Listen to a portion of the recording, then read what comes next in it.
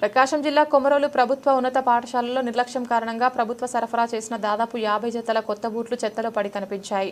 ప్రభుత్వం పేద విద్యార్థుల కోసం బూట్లు, యూనిఫామ్లు, పుస్తకాలు, ఇతర సౌకర్యాలు ఉచితంగా అందజేస్తోంది. ప్రతి విద్యార్థికి బూట్లు తప్పనిసరిగా అందేలా ప్రభుత్వం స్పష్టమైన ఆదేశాలు కూడా జారీ చేసింది. అయితే కొమరోలు పాఠశాల ప్రాంగణంలోని గదుల మధ్య చెత్తలో బూట్లు కనిపించడం స్థానికులను ఆశ్చర్యానికి గురిచేసింది. పేద విద్యార్థులకు అందవలసిన బూట్లు ఇలా చెత్తలో ఎందుకు వేయాలంటూ ప్రజలు ఆగ్రహం వ్యక్తం చేస్తున్నారు. అవసరానికి మించి బూట్లు మిగిలినట్లయితే విద్యార్థులకు అదనంగా ఇవ్వవచ్చని, లేదా అవసరం లేకుంటే ఉన్నతాధికారులకు తిరిగి పంపవచ్చని స్థానికులు అభిప్రాయపడ్డారు. ఇలా చెత్తలో వేయడం వల్ల ప్రభుత్వ ప్రజాధనం వృధా అవుతోందని, పాఠశాల నిర్వాహకుల నిర్లక్ష్యం బయటపడుతోందని తల్లిదండ్రులు ఆవేదన వ్యక్తం చేశారు. ప్రధానోపాధ్యాయులు విద్యార్థుల అవసరాలు, మిగిలిన సామాగ్రి వినియోగంపై కనీస అవగాహన చూపకపోవడం విచారకరమని ప్రజలు వ్యాఖ్యానిస్తున్నారు. ఈ ఘటనపై అధికారులు వెంటనే స్పందించి మిగిలిన బూట్లను ఇతర విద్యార్థులకు పంపిణీ చేసి ఇలాంటి నిర్లక్ష్యాలు మళ్లీ జరగకుండా చర్యలు తీసుకోవాలని మండల ప్రజలు, తల్లిదండ్రులు ప్రభుత్వాన్ని కోరుతున్నారు.